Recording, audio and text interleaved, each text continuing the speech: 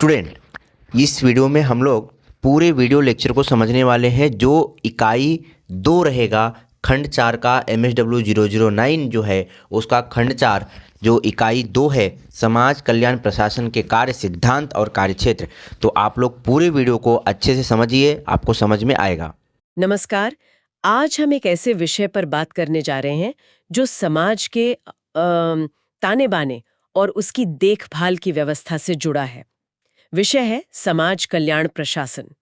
हमारे पास जो स्रोत है उसका शीर्षक है समाज कल्याण प्रशासन की भूमिका और महत्व। जी।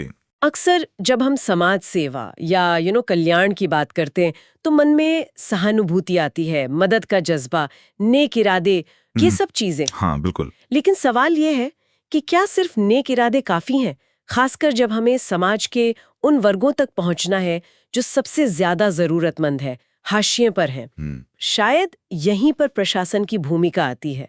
तो आज हम इसी बात की तह तक जाएंगे कि ये समाज कल्याण प्रशासन आखिर है क्या, जी। ये सामान्य प्रशासन से कैसे अलग है और क्यों ये समाज के कमजोर वर्गों के लिए इतना महत्वपूर्ण है। चलिए इस पर थोड़ी गहराई से बात करते हैं। हाँ, ये बहुत ही प्रासंगिक सवाल उठाया आपने। देखिए, किसी भी संगठित प्रयास की सफलता के लिए चाहे उसका मकसद कुछ भी हो, एक बुनियादी जरूरत होती है व्यवस्था और प्रबंधन। व्यवस्था और प्रबंधन। हाँ। आप सोचिए, अगर कोई अस्पताल चलाना है तो सिर्फ अच्छे डॉक्टर और नर्स हो, क्या वो काफी है? नहीं, बिल्कुल नहीं। नहीं। वहां मरीजों का पंजीकरण कैसे होगा, दवाइयों का स्टॉक कौन देखेगा, ऑपरेशन थिएटर का मैनेजमेंट, मतलब एक पूरी प्रशासनिक व्यवस्था चाहिए ही चाहिए। सही बात है। इसी तरह शिक्षा में स्कूल हो, कॉलेज हो, या फिर कानून व्यवस्था के लिए पुलिस विभाग हो, या कोई बड़ा कारखाना जहां कुछ बनता है, हर जगह अपने तय लक्ष्यों को पाने के लिए, संसाधनों का सही इस्तेमाल करने के लिए और सेवाओं को प्रभावी ढंग से लोगों तक पहुंचाने के लिए एक स्मूथ प्रशासनिक ढांचा अनिवार्य है। हाँ, बिल्कुल। उसके बिना तो सब अस्त व्यस्त हो जाएगा, उद्देश्य पूरे नहीं हो पाएंगे। ये तो मतलब किसी भी संगठित काम का आधार है। हाँ। और हमारा स्रोत भी इसी बात को रेखांकित करता है।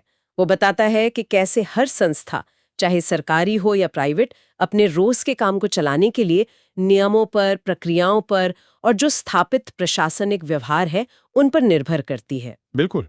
लेकिन अब सवाल ये है कि जब हम समाज कल्याण के खास संदर्भ में प्रशासन की बात कर रहे हैं तो इसका क्या मतलब है। स्रोत इसे खास तौर पर समाज के दबे कुचले और वंचित वर्गों की सेवा करने वाली संस्थाओं से जोड़ता है। तो ये सामान्य प्रशासन से अलग कैसे हुआ? यहीं पर यह विषय खास हो जाता है। देखिए, सामान्य प्रशासन का उद्देश्य हो सकता है दक्षता बढ़ाना, लाभ कमाना या फिर बस व्यापक सार्वजनिक सेवाएं देना। ठीक है।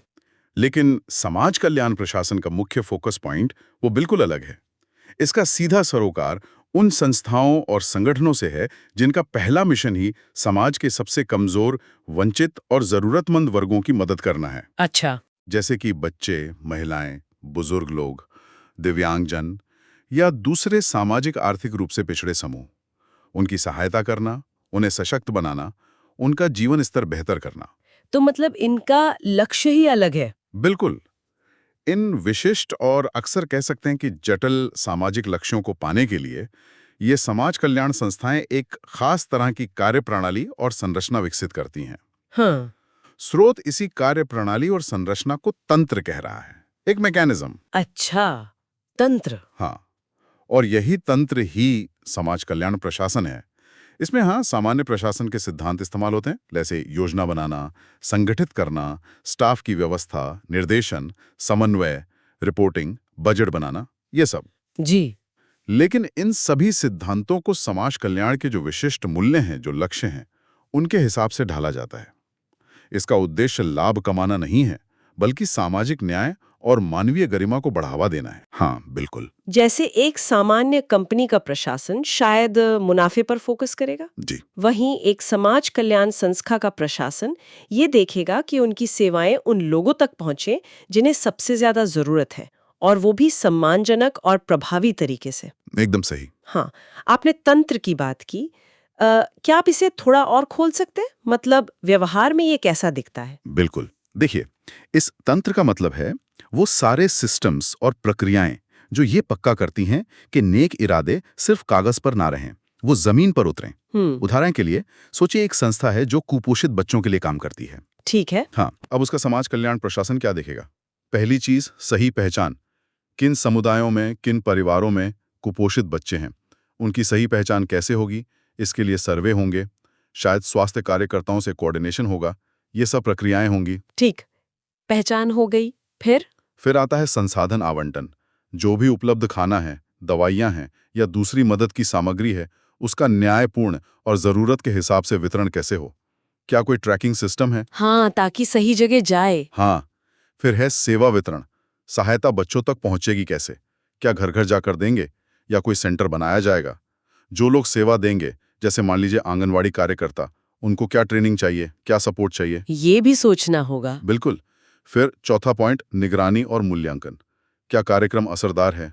क्या बच्चों की सेहत सुधर रही है? इसे मापेंगे कैसे? इसके लिए रेगुलर रिपोर्टिंग होगी, डेटा इकट्ठा किया जाएगा। पता तो चले कि काम हो रहा है या नहीं। और आखिर में जवाबदेही। अगर कहीं कोई कमी रह जाती है या मदद सही लोगों तक नहीं पहुंचती, तो उसकी जिम्मेदारी किसकी होगी और उसमें सुधार कैसे होगा?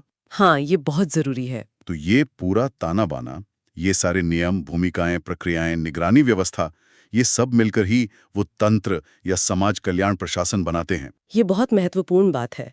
इससे ये एकदम साफ हो जाता है कि समाज कल्याण के क्षेत्र में सिर्फ जुनून या सहानुभूति से कम नहीं चलता। नहीं चलता। आपने शुरू में ही कहा था कि नेक इरादे काफी नहीं है। स्रोत भी यही कहता है कि प्रभावी प्रशासन वो रीढ़ है जो इन संस्थाओं को उनके लक्ष्यों तक पहुंचाता है। बिल्कुल। तो क्या इसका मतलब ये है कि बिना अच्छे प्रशासन के बहुत सारी समाज कल्याण योजनाएं या कोशिशें वो फेल हो जाती हैं या उतनी असरदार नहीं हो पाती, भले ही उनके पीछे का इरादा कितना भी अच्छा क्यों ना हो? दुर्भाग्यवश हाँ, ये एक कड़वी सच्चाई है और स्रोत इसी बात पर जोर देता है। आप सोचिए, मान लीजिए दान से बहुत सारा पैसा आ गया या सरकार ने एक बड़ी योजना शुरू कर दी, लेकिन अगर उसे लागू करने का जो एडमिनिस्ट्रेटिव ढांचा है वो कमजोर है, तो क्या होगा? पैसा बर्बाद हो सकता है। हो सकता है संसाधन गलत जगह खर्च हो जाएं या उन तक पहुंचे ही नहीं जिन्हें जरूरत है। हो सकता है कार्यक्रम शुरू तो हो जाएं, लेकिन कुछ टाइम बाद अव्यवस्था के कारण बंद हो जाएं। हाँ, ये भी होता है। या फिर सबसे बुरा, भ्रष्टाचार के कारण संसाधन कहीं और चले जाएं। तो एक प्रभावी समाज कल्याण प्रशासन इन जोखिमों को कम करता है। ये सुनिश्चित करता है कि पारदर्शिता हो, जवाबदेही तय हो, काम व्यवस्थित तरीके से हो और संसाधनों का सबसे अच्छा उपयोग हो। सिर्फ पैसे का नहीं, शायद समय और मानवीय क्षमता का भी। बिल्कुल, ये सिर्फ पैसे बचाने की बात नहीं है, ये मानवीय क्षमता और समय का भी सही उपयोग करने के बारे में है। जब आप कमजोर वर्गों के साथ काम कर रहे होते हैं, तो आपके पास फेल होने की गुंजाइश बहुत कम होती है। सही बात है। क्योंकि इसका सीधा असर लोगों की जिंदगी पर पड़ता है। इसलिए एक मजबूत प्रशासनिक ढांचा न केवल डिजायरेबल है, बल्कि नैतिक रूप से आवश्यक भी है। ये वाकई सोचने पर मजबूर करता है। हम अक्सर प्रशासन को एक बड़ा नीरस सा बाबूगिरी वाला काम समझते हैं। हाँ। लेकिन यहाँ ये सामाजिक न्याय सुनिश्चित करने का एक महत्वपूर्ण औजार बनकर उभर रहा है। आपने कुछ प्रशासनिक कामों का जिक्र किया था, योजना बनाना, संगठित करना, स्टाफिंग वगैरह। क्या समाज कल्याण प्रशासन में इन कामों की कोई खासियत होती है? हाँ। जैसे स्टाफिंग या कर्मचारियों की भर्ती करते समय किन बातों का ध्यान रखना पड़ता होगा जो शायद एक सामान्य कॉर्पोरेट सेटिंग में उतनी जरूरी ना हो? हाँ बिल्कुल, बहुत अच्छा सवाल है। समाज कल्याण प्रशासन में इन कामों का एक विशिष्ट, एक खास आयाम होता है। उदाहरण के लिए आपने स्टाफिंग की बात की। हाँ। यहाँ सिर्फ तकनीकी कौशल या अनुभवी काफी नहीं होता। कर्मचारियों में सहानुभूति होनी चाहिए, सेवा का भाव होना चाहिए, वंचित समुदायों की समझ होनी चाहिए। और जो मुश्किल परिस्थितियां आती हैं, उनमें काम करने का धैर्य होना भी उतना ही जरूरी है। अब भर्ती प्रक्रिया में इन गुणों का आकलन करना, ये अपने आप में एक अहम प्रशासनिक काम है। सही बात है, ये आसान नहीं होगा। बिल्कुल।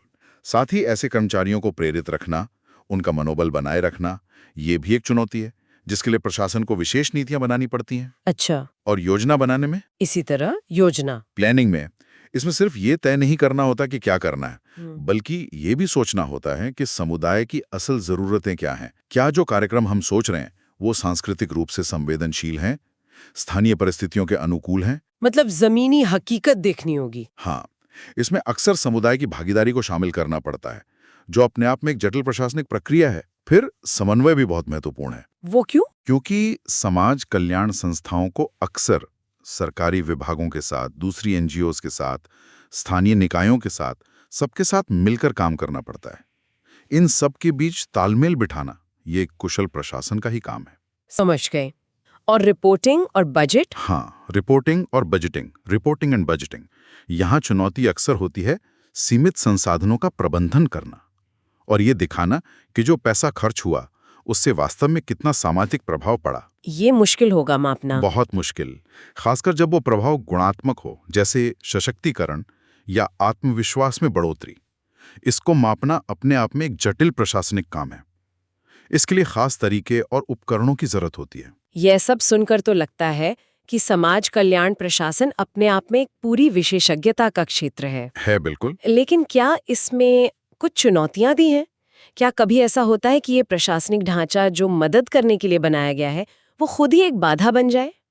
जैसे बहुत ज्यादा नियम कानून या कागजी कार्रवाई हो जाए और जरूरतमंदों को समय पर मदद ही न मिल पाए, जिसे हम अक्सर लाल फीताशाही या ब्यूरोक्रेसी कह देते हैं। ये एक बहुत ही वाजिब चिंता है और समाज कल्याण प्रशासन के सामने ये एक लगातार चुनौती रहती है। स्रोत भी इन चुनौतियों की ओर इशारा करता है, भले ही सीधे तौर पे लाल फीताशाही शब्द इस्तेमाल ना किया गया हो। अच्छा। देखिए, किसी भी व्यवस्था में चाहे वो कितनी भी अच्छी नीयत से बनी हो, अगर संतुलन बिगड़ जाए तो वो बोझिल हो सकती है। समाज कल्याण के क्षेत्र में कुछ खास चुनौतियां हैं। जैसे? एक तो है नियमों की कठोरता बनाम मानवीय लचीलापन। प्रशासन के लिए स्टैंडर्ड नियम और प्रक्रियाएं जरूरी हैं ताकि निष्पक्षता बनी रहे। हाँ, वो तो है। लेकिन हर जरूरतमंद व्यक्ति की स्थिति अनोखी होती है। कभी-कभी नियम इतने कठोर हो जाते हैं कि वो किसी खास मामले की मानवीय जरूरतों को पूरा करने में बाधा बन जाते हैं। तो एक अच्छा प्रशासन वो है जो नियमों का पालन भी करे और जरूरत पड़ने पर विवेकपूर्ण लचीलापन भी दिखा सके। ये संतुलन साधना मुश्किल होगा। हाँ, दूसरी चुनौती है संसाधनों की कमी। अक्सर समाज कल्याण संस्थाएं पैसे और स्टाफ की कमी से जूझती हैं।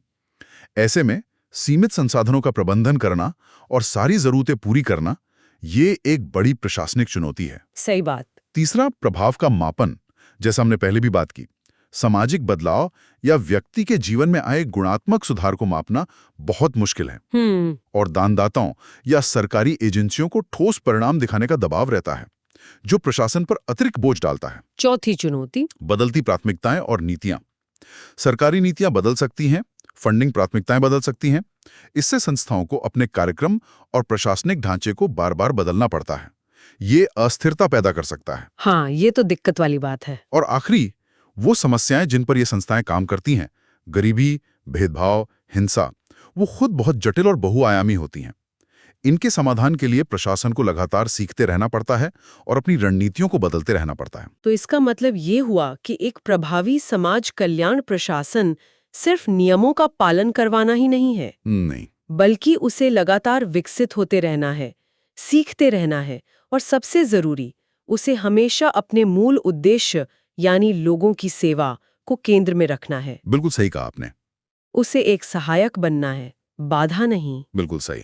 एक आदर्श समाज कल्याण प्रशासन वही है जो संगठन को सुचारू रूप से चलाने में मदद करे, पारदर्शिता और जवाबदेही सुनिश्चित करे, और साथ ही इतना लचीला भी हो कि वो जमीनी हकीकत और मानवीय जरूरतों के प्रति संवेदनशील रह सके।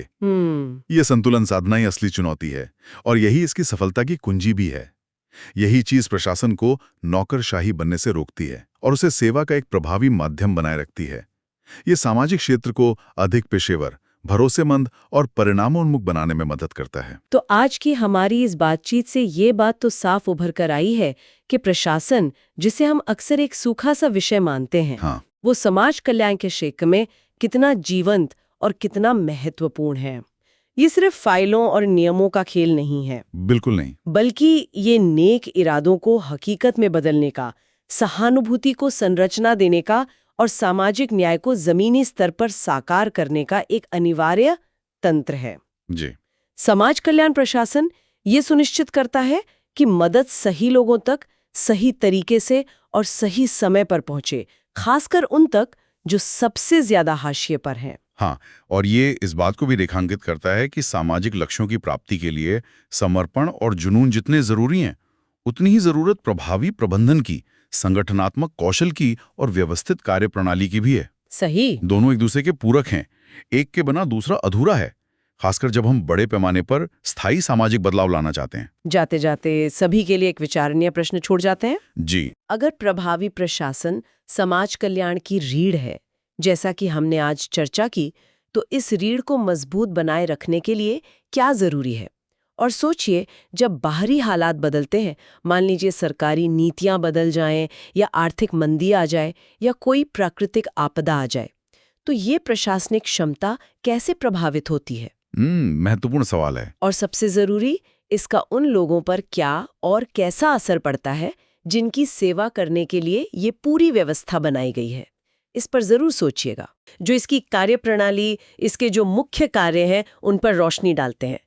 देखिए, समाज सुधार का जज्बा तो बहुत लोगों में होता है ना? जी। कई संगठन बनते भी इसी लक्ष्य से हैं। पर सवाल ये उठता है कि भाई, इस जज्बे को, इन नेक इरादों को जमीनी हकीकत में कैसे तब्दील किया जाए? कैसे इन संगठनों की जो ऊर्जा है, जो संसाधन है, उनको सही दिशा दी जाए ताकि वो अपने मकसद तक पहुंच सकें? आज हम इसी प्रशासनिक ढांचे और उसके जो फंक्शंस हैं, उन्हें समझने की कोशिश करेंगे। तो पहली बात जो सामने आती है वो ये है कि ये एक तरह से समान विचार वाले लोगों की ऊर्जा को संगठित करके पहले से तय लक्ष्यों को पाने का एक तरीका है। हाँ, बिल्कुल। और ये जो संगठित तरीका आपने कहा, ये शब्द बहुत महत्वपूर्ण है। ये सिर्फ जुनून या इच्छा शक्ति से नहीं चलता। असल में ये एक पूरी व्यवस्था है। एक, आप कह सकते हैं, एक विज्ञान है इसके पीछे। जैसा कि स्रोत बताते हैं, समाज कल्याण प्रशासन के तहत कई तरह के काम आते हैं। पूरी एक श्रृंखला है गतिविधियों की। ये सब मिलकर संगठन को उसके लक्ष्य की तरफ ले जाती हैं। तो ये सिर्फ इच्छा नहीं, बल्कि एक सोची समझी प्रक्रिया है। तो चलिए इस प्रक्रिया को थोड़ा और खोलते हैं, परत दर परत समझते हैं। सबसे पहले तो जैसे किसी भी इमारत के लिए नींव चाहिए होती है, यहाँ नींव का मतलब है संगठन के लिए सही, स्पष्ट और हासिल किए जा सकने वाले उद्देश्य तय करना, है ना? और साथ ही उन उद्देश्यों को पूरा करने के लिए कौन से कार्यक्रम, कौन सी गतिविधियां सबसे कारगर होंगी, उसका एक खाका खींचना। इसके लिए जाहिर है पहले काफ़ी जानकारी जुटानी पड़ती होगी, जैसे समाज की ज़रूरतें क्या हैं, कौन सी समस्याएं ज़्यादा गंभीर हैं, किस इलाके पर फोकस करना है। पूरी स्थिति को समझना बहुत ज़रूरी है। बिल्कुल बिल्कुल। जानकारी इकट्ठा करना तो पहला कदम है, अनिवार्य है। लेकिन सिर्फ जानकारी इकट्ठी कर लेना काफ़ी नहीं होता। अगला और शायद उससे भी ज़्यादा महत्वपूर्ण कदम है उस जानकारी का विश्लेषण करना, एनालिसिस। ये देखना कि भाई आंकड़े क्या कह रहे हैं, ट्रेंड्स क्या हैं, समस्याओं की जड़ें कहाँ तक हैं। और ये विश्लेषण सिर्फ कोई अकादमिक एक्सरसाइज नहीं है। इसका सीधा मकसद है सामाजिक समस्याओं के लिए व्यवहारिक, असरदार समाधान खोजना। यहाँ एक दिलचस्प बात यह है कि प्रशासन का काम सिर्फ समस्या बताना नहीं है, बल्कि सक्रिय रूप से उसके समाधान का हिस्सा बनना है, एक प्रोएक्टिव भूमिका निभानी है। अच्छा, सिर्फ बीमारी का पता लगाना नहीं, बल्कि इलाज भी सोचना। ठीक है, तो जब विश्लेषण हो गया, समस्याएं और उनके कारण कुछ समझ आ गए, तब अगला कदम क्या होता है? यकीनन कई रास्ते दिखते होंगे समाधान के। हाँ, बिल्कुल। यहीं पर फिर रणनीति बनाने का काम शुरू होता है, स्ट्रेटजी। विश्लेषण के आधार पर कई अलग अलग कार्य योजनाओं या उपायों पर विचार किया जाता है। फिर उनकी बारीकी से जांच परख होती है। कौन सा तरीका कितना प्रैक्टिकल है, कितने संसाधन लगेंगे, नतीजे क्या हो सकते हैं, रिस्क क्या हैं। इस पूरी पड़ताल के बाद ही सबसे सही, सबसे असरदार कार्य योजना को चुना जाता है। ये सोच समझ कर लिया गया फैसला होता है। और फिर उस चुनी हुई योजना को अमल में लाने के लिए उसे एक ठोस रूप दिया जाता है। प्रभावशाली नीतियां बनाई जाती हैं, पॉलिसीज। विस्तृत कार्यक्रम तैयार होते हैं जिनमें हर कदम, हर गतिविधि का ब्यौरा होता है। ये सब इसलिए ताकि संगठन अपने लक्ष्यों की तरफ एक स्पष्ट रास्ते पर आगे बढ़ सके, भटके नहीं। ये पूरी कवायद है ना, उद्देश्य तय करने से लेकर विस्तृत कार्यक्रम बनाने तक, ये एक तरह से संगठन का ब्लूप्रिंट तैयार करने जैसा है। ठीक है, तो ये ब्लूप्रिंट तैयार हो गया, बहुत बढ़िया। लेकिन कोई भी योजना वो तो कागज पर है, उसे हकीकत में बदलने के लिए तो लोग चाहिए, इंसान चाहिए। तो अब बात करते हैं लोगों की जो इस काम को करेंगे। स्रोत बताते हैं कि संगठन के लिए सही कर्मचारियों की पहचान करना ये प्रशासन का एक अहम काम है। अब यहाँ सही से क्या मतलब हो सकता है? सिर्फ क्वालिफिकेशन? सही का मतलब सिर्फ योग्यता या अनुभव ही नहीं है, हालांकि वो तो जरूरी है ही। यहाँ सही का मतलब उन लोगों से भी है जो संगठन के मूल्यों, उसकी विचारधारा, उसके उद्देश्यों से इत्तेफाक रखते हों। जिनमें वो सेवा का भाव हो। और देखिए, सिर्फ सही लोगों को चुन लेना ही काफी नहीं है। उन्हें संगठन के काम करने के तरीके, उसकी संस्कृति और खासतौर पर उनके काम के जो लक्ष्य हैं उनके बारे में स्पष्ट रूप से समझाना, मतलब जिसे हम ओरिएंटेशन कहते हैं, वो देना भी उतना ही जरूरी है। और ये ओरिएंटेशन सिर्फ शुरू में एक बार दे दिया बस, या काम के दौरान भी मार्गदर्शन की जरूरत पड़ती होगी? बिल्कुल बिल्कुल पड़ती है। यहीं पर पर्यवेक्षण यानी सुपरविजन का महत्व आता है। और सुपरविजन का मतलब सिर्फ ऊपर से निगरानी रखना नहीं है, बल्कि कर्मचारियों को उनके काम में मदद करना, उनकी मुश्किलें समझना, उन्हें मोटिवेट करना और उनकी क्षमताओं को और विकसित करना भी है, ताकि वो कार्यक्रमों को जमीन पर असरदार तरीके से लागू कर सकें। ये एक लगातार चलने वाली प्रक्रिया है। सही। कर्मचारियों के अलावा समाज कल्याण के क्षेत्र में हमने देखा है स्वयंसेवी मतलब वॉलंटियर्स, उनकी भी एक बहुत बड़ी भूमिका होती है। उनके बारे में स्रोत क्या कहते हैं? हाँ, वॉलंटियर्स तो किसी भी समाज कल्याण संगठन की एक बहुत बड़ी ताकत होते हैं, रीढ़ की हड्डी की तरह। वो अपना कीमती समय, अपनी ऊर्जा बिना किसी पैसे के लालच के देते हैं। क्यों? क्योंकि वे संगठन के मकसद में यकीन रखते हैं। तो ऐसे समर्पित लोगों को प्रेरित करना, उन्हें संगठन के काम से जोड़े रखना, उनकी ऊर्जा का सही इस्तेमाल करना, ये भी प्रशासन की एक बहुत महत्वपूर्ण जिम्मेदारी है। उन्हें ये महसूस कराना जरूरी है कि भाई आपके योगदान की बहुत कद्र है। लोग हो गए कर्मचारी और स्वयंसेवी दोनों। लेकिन किसी भी काम को करने के लिए, खासकर जब इतने बड़े पैमाने पर संगठित रूप से हो रहा हो, तो संसाधन चाहिए, रिसोर्सेज। और शायद सबसे अहम संसाधन होता है पैसा, वित्त, फाइनेंस। इसके बारे में स्रोत क्या कहते हैं? मुझे लग रहा है इस पर काफी जोर दिया गया है। हाँ, जोर देना लाजमी भी है। आप सही कह रही हैं। स्रोत इसे संगठन की रीढ़ की हड्डी कहते हैं। और ये कोई बढ़ा चढ़ाकर कही बात नहीं है। बिना पर्याप्त और सही ढंग से प्रबंधित वित्त के अच्छे से अच्छे इरादे, बेहतरीन योजनाएं सब धरी की धरी रह जाती हैं। स्रोत बिल्कुल साफ कहते हैं कि वित्तीय लेन देन बहुत किफायती यानी सोच समझकर और सख्ती से नियमों के अनुसार होने चाहिए। पारदर्शिता और जवाबदेही, अकाउंटेबिलिटी, ये सबसे ऊपर है यहाँ। इसका मतलब कि फिजूल खर्ची से बचना और हर पैसे का हिसाब रखना। बिल्कुल बिल्कुल। हर खर्च का एक वाजिब कारण होना चाहिए और उसका पूरा लेखा जोखा रिकॉर्ड रखना अनिवार्य है। ऑडिटिंग की व्यवस्था होनी चाहिए ताकि किसी भी तरह के गलत इस्तेमाल की, दुरुपयोग की कोई गुंजाइश ही न रहे। देखिए, वित्त का प्रबंधन सिर्फ पैसा खर्च करना नहीं है, बल्कि उसे सही जगह, सही समय पर लगाना है, ताकि संगठन के उद्देश्यों को पाने में उससे से ज्यादा मदद मिल सके। और खासकर जब संसाधन सीमित हों, तब ये संतुलन साधना प्रशासन के लिए एक बहुत बड़ी चुनौती होती है। तो हमने योजना बना ली, लोग भी आ गए, पैसे का इंतजाम भी हो गया। अब बात आती है रोजमर्रा के काम की, ऑपरेशंस की, संचालन की। इतने सारे लोग हैं, इतने सारे काम हैं, इन्हें व्यवस्थित कैसे किया जाता है? सब कुछ गड्ढमड ना हो जाए। यहीं पर संगठन की जो संरचना है, जो स्ट्रक्चर है और जो प्रक्रियाएं हैं, प्रोसीजर्स, वो काम आती हैं। प्रशासन का एक मुख्य काम है कार्यों का विभाजन करना, डेलीगेशन, यानी अलग अलग विभागों को या व्यक्तियों को उनकी विशेषज्ञता और क्षमता के हिसाब से जिम्मेदारियां सौंपना।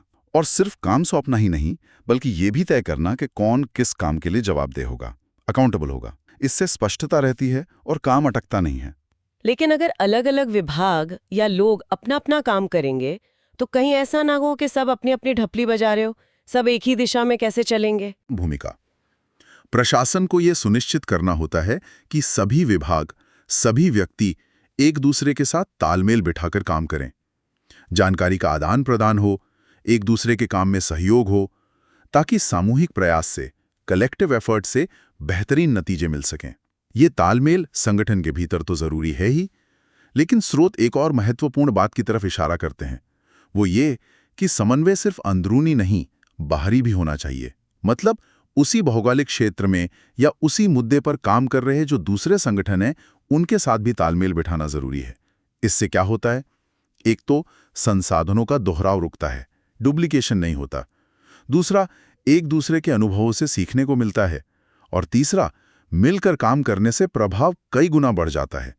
ये एक तरह से सिनर्जी बनाने जैसा है, एक इकोसिस्टम। हाँ, ये बाहरी समन्वय वाली बात वाकई बहुत महत्वपूर्ण है। अक्सर इस पर ध्यान नहीं जाता। अच्छा, तो काम का विभाजन हो गया, समन्वय हो गया। इसके अलावा क्या संगठन को चलाने के लिए कुछ नियम कायदों की भी जरूरत होती है? Rules and regulations? निश्चित रूप से, बिल्कुल जरूरत होती है। किसी भी संगठन को, चाहे वो छोटा हो या बड़ा, उसे सुचारू रूप से चलाने के लिए स्पष्ट नियम, विनियम और प्रक्रियाओं का होना बहुत जरूरी है। ये नियम काम करने के तरीके तय करते हैं, निर्णय लेने की प्रक्रिया क्या होगी, रिपोर्टिंग का ढांचा कैसा होगा, ये सब कुछ तय करते हैं। इससे संगठन में एक यूनिफॉर्मिटी आती है, एक रूपता, मनमानी की गुंजाइश कम होती है और सभी को पता होता है कि भाई उनसे क्या उम्मीद की जाती है। ये नियम और प्रक्रियाएं संगठन को एक स्थिरता, एक प्रेडिक्टेबिलिटी देते हैं। इन सब कामों को मतलब योजना, लोग, संसाधन, संरचना, नियम, इन सबको एक साथ जोड़ने वाली कड़ी क्या है, गोंद क्या है जो इन सबको एक सूत्र में पिरोता है? स्रोत इस कड़ी को संचार यानी कम्युनिकेशन कहते हैं और ये बिल्कुल सही है। इसे संगठन का प्रमुख सूत्र या कह लीजिए जीवन रेखा भी कहा जा सकता है, लाइफलाइन। अगर कम्युनिकेशन सिस्टम ठीक नहीं है तो बाकी सब कुछ होते हुए भी संगठन असरदार तरीके से काम नहीं कर सकता। संचार किस तरह का होना चाहिए? क्या सिर्फ ऊपर से नीचे आदेश देना ही संचार है, टॉप डाउन? नहीं, बिल्कुल नहीं। वो तो सिर्फ एक हिस्सा है। संचार बहुआयामी होना चाहिए, मल्टी डायरेक्शनल। ऊपर से नीचे तो होना ही चाहिए निर्देशों और नीतियों के लिए, लेकिन उतना ही जरूरी है नीचे से ऊपर भी होना, मतलब फीडबैक के लिए, समस्याओं को ऊपर तक पहुंचाने के लिए, जमीनी हकीकत बताने के लिए। और साथ ही विभागों के बीच क्षैतिज रूप से भी, हॉरिजॉन्टल कम्युनिकेशन, ताकि समन्वय और सहयोग हो सके।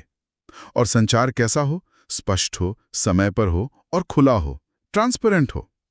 इतना ही नहीं, संगठन का समुदाय के साथ जिन लोगों के लिए वो काम कर रहा है उनके साथ भी निरंतर और पारदर्शी संचार होना बहुत जरूरी है, ताकि उनकी जरूरतें समझी जा सकें और संगठन अपने काम के बारे में उन्हें सूचित रख सके। बिना अच्छे कम्युनिकेशन के न तो कोऑर्डिनेशन हो सकता है, न ट्रांसपेरेंसी।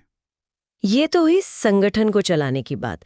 ये सब ठीक से हो रहा है, लेकिन ये कैसे पता चलेगा कि संगठन सही दिशा में जा भी रहा है या नहीं? जो उद्देश्य शुरू में तय किए गए थे वो पूरे हो भी रहे हैं या खाली काम ही हो रहा है? हाँ, ये भी एक बहुत महत्वपूर्ण सवाल है और इसका जवाब है निगरानी और मूल्यांकन, मॉनिटरिंग एंड इवैल्यूएशन। प्रशासन का एक और बहुत जरूरी काम है अपने काम का हिसाब किताब रखना। इसके लिए उपयुक्त अभिलेख यानी रिकॉर्ड्स और रिपोर्ट्स तैयार करना और उन्हें संभाल कर रखना होता है।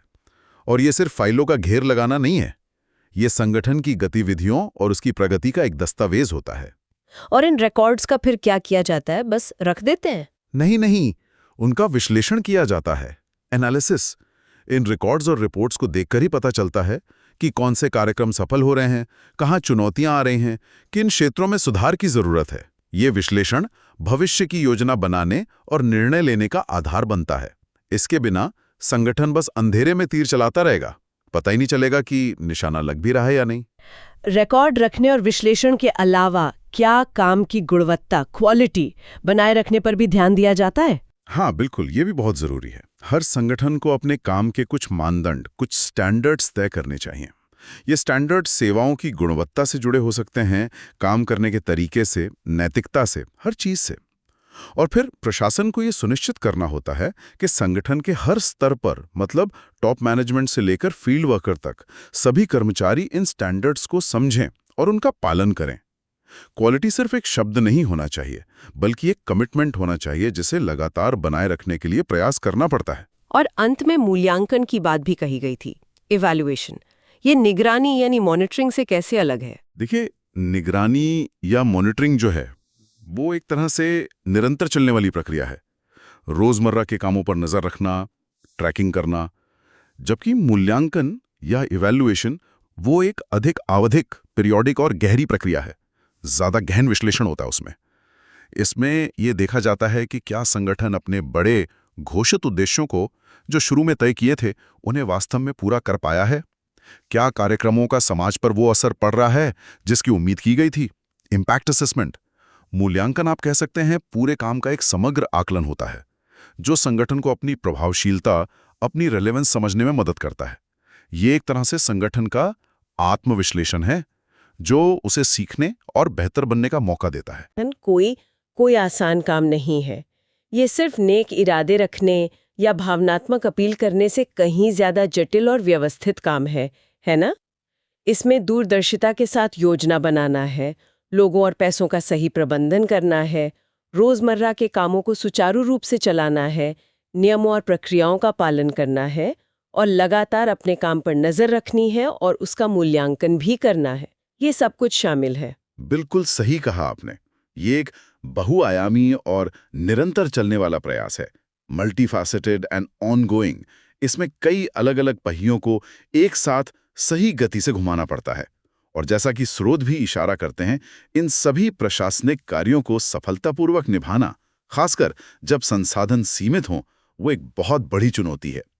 ये एक बहुत ही नाजुक संतुलन साधने जैसा काम है। तो आखिर में ये सब जानने के बाद हमारे सुनने वालों के लिए सोचने वाली बात क्या हो सकती है? कोई एक विचार जिसके साथ हम उन्हें छोड़ें? एक विचारणीय प्रश्न ये उठता है कि ये जो इतना विस्तृत और व्यवस्थित प्रशासनिक ढांचा हमने डिस्कस किया, जिसमें प्लानिंग है, बजटिंग है, नियम है, रिपोर्टिंग है, मूल्यांकन है, सब कुछ है, ये जमीनी हकीकत से, ग्रासरूट रियलिटी से कितना जुड़ा रह पाता है? क्या ये ढांचा इतना लचीला और अनुकूलनीय, एडेप्टिव है कि वो समुदाय की जो बदलती ज़रूरतें हैं, उनकी जो आवाज़ है, उनकी जो सक्रिय भागीदारी है, उसको वास्तव में अपने अंदर समा सके? या कभी-कभी ऐसा होता है कि ये प्रशासनिक प्रक्रियाएं इतनी भारी, इतनी बोझिल हो जाती हैं कि वे ज़मीनी स्तर के कार्यकर्ताओं या समुदाय के लोगों के लिए ही एक बाधा बन जाएं? तो इस प्रशासनिक कुशलता और ज़मीनी जुड़ाव के बीच सही संतुलन कैसे पाया जाए? ये एक बड़ा और महत्वपूर्ण सवाल है जिस पर शायद और सोचने की जरूरत है। समाज कल्याण, ये शब्द सुनते ही अक्सर दान, सहायता, शायद सरकारी योजनाएं, ऐसी तस्वीरें मन में आती हैं। हाँ, आमतौर पर यही समझा जाता है। लेकिन हमारे पास जो स्रोत हैं वो बताते हैं कि ये मामला कहीं ज्यादा गहरा है, ज्यादा व्यवस्थित है। एक पूरा क्षेत्र है जो कुछ खास सिद्धांतों पर चलता है। जी। तो आज हम इन्हीं सिद्धांतों पर और समाज कल्याण प्रशासक की जो अहम भूमिका है उस पर थोड़ी गहराई से बात करेंगे। कोशिश करेंगे समझने की कि ये पूरा तंत्र काम कैसे करता है और क्यों जरूरी है। बिल्कुल, क्योंकि ये सिर्फ नेक इरादों की बात नहीं है। हाँ, वही अक्सर लगता है ना कि बस अच्छा सोचो, अच्छा करो, काफी है। लेकिन स्रोत साफ कहते हैं कि समाज कल्याण प्रशासन सिर्फ भावनाओं का खेल नहीं है। ये अनुभव और रिसर्च से निकले सिद्धांतों पर आधारित है।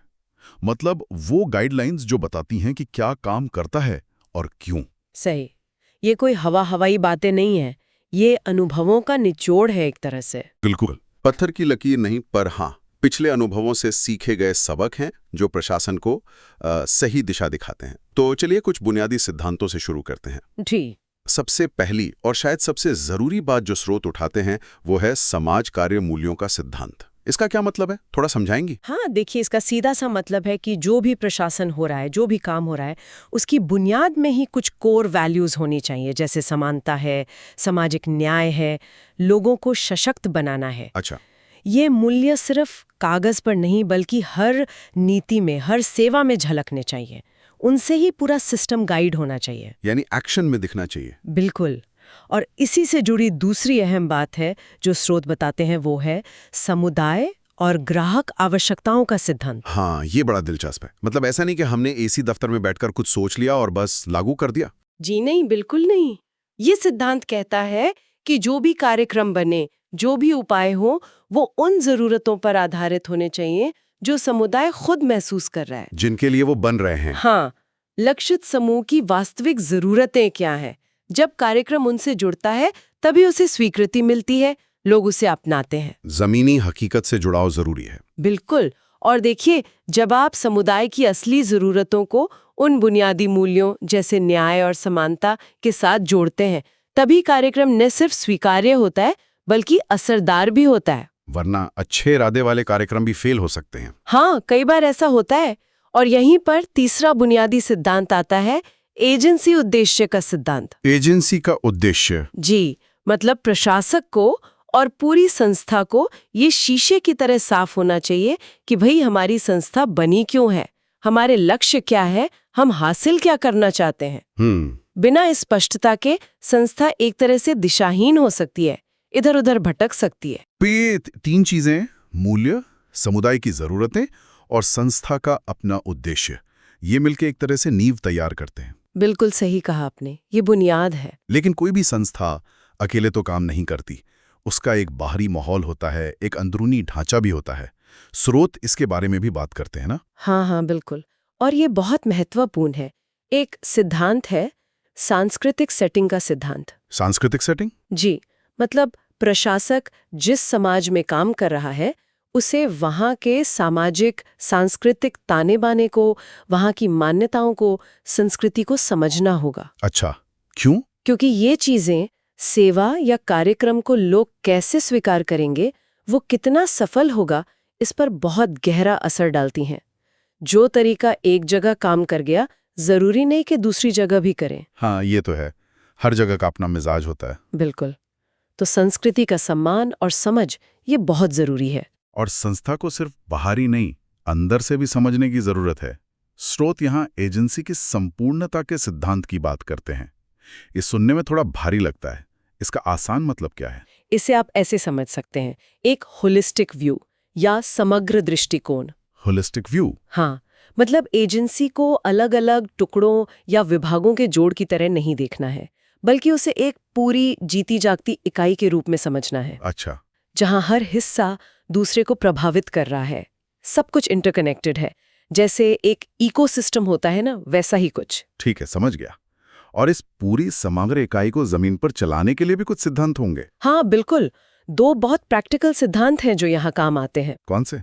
एक है संगठन का सिद्धांत, मतलब संस्था के अंदर जो भी काम हो रहा है उसका एक स्पष्ट बंटवारा हो, किसकी क्या जिम्मेदारी है ये साफ हो, एक व्यवस्थित ढांचा हो ताकि कोई कंफ्यूजन न रहे। क्लैरिटी हो। जी। और दूसरा है प्रतिनिधित्व का सिद्धांत, यानी डेलीगेशन। अधिकार सौंपना। हाँ, सही व्यक्ति को सही जिम्मेदारी और उसके लिए जरूरी अधिकार देना। ये सिर्फ काम बांटना नहीं है, ये भरोसा जताना भी है, लोगों की क्षमता बढ़ाना भी है। तो अगर मैं इसे जोड़ने की कोशिश करूं, आप बाहरी दुनिया यानी संस्कृति को समझो, अपनी संस्था को एक पूरी यूनिट की तरह देखो, अंदर चीजों को व्यवस्थित रखो, मतलब संगठन ठीक रखो, और सही लोगों को पावर दो, यानी प्रतिनिधित्व करो।